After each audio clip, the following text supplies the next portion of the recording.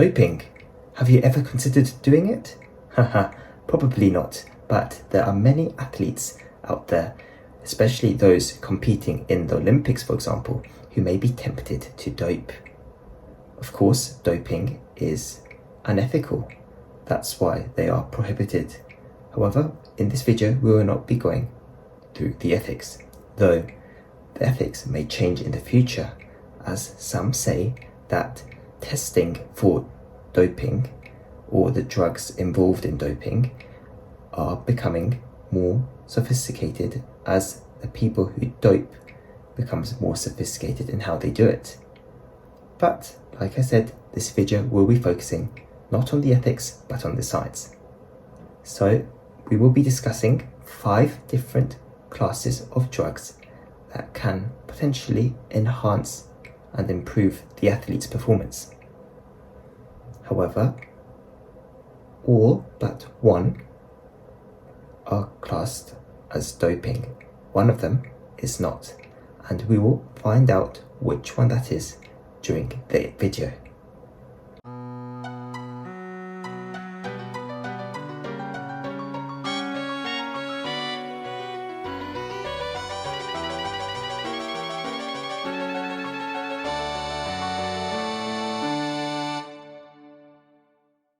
So behind me, you can see 5 different classes of drugs and how they are enhancing and their side effects, as well as some examples. As you can see in the first row, anabolic androgenic steroids.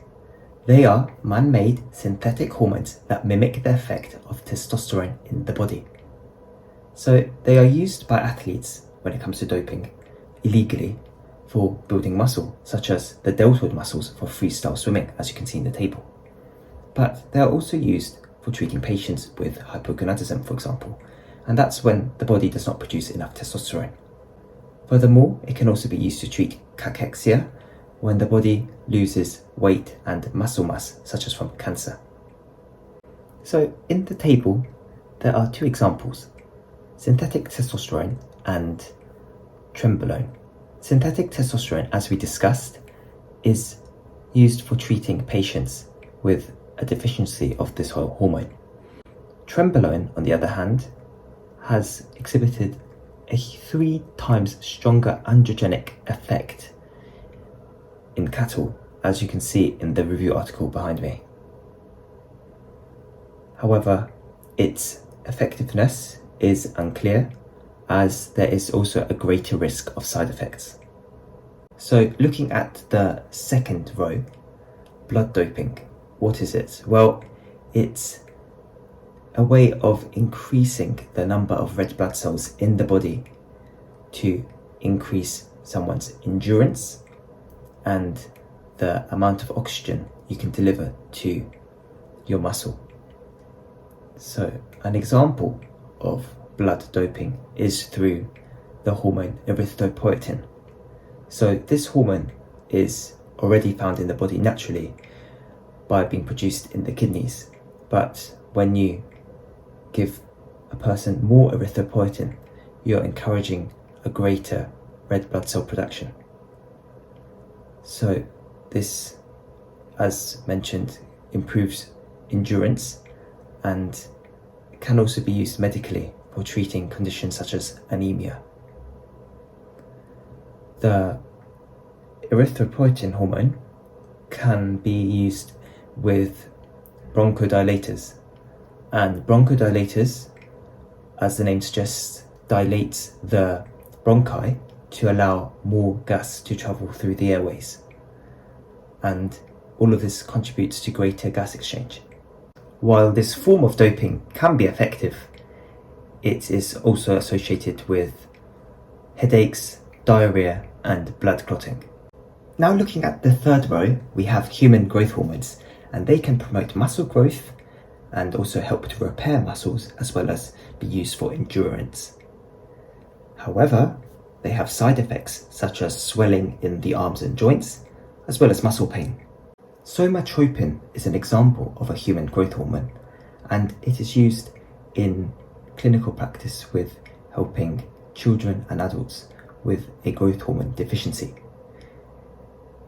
This works by stimulating the liver and other tissues to release insulin-like growth factor 1, and this chemical is responsible for improving muscle growth.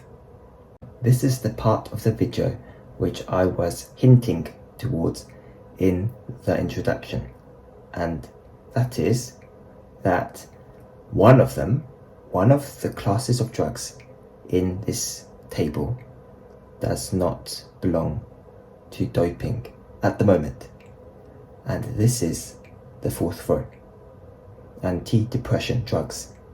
The research around this area is quite limited, but if you look behind me now, you can see an article which used mice and an SSRI, an antidepressant known as fluoxetine, which actually increased the strength with training.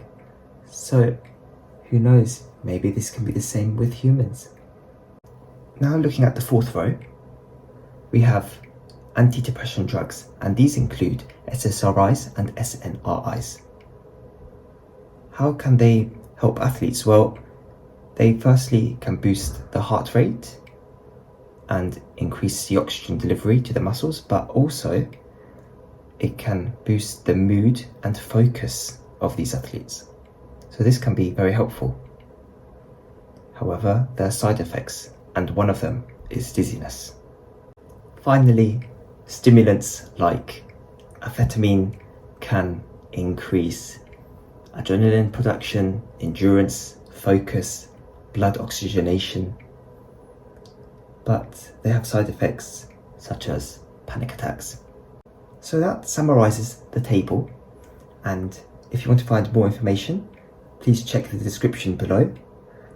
But just before we finish, there's an interesting article from last year by Acevedo et al. 2022, and it talks about how hydrating yourself with seawater can indirectly enhance your athletic performance in endurance events, and the example they use is the triathlon. So I hope you enjoyed the video, and like I said, please find the relevant information in the description below.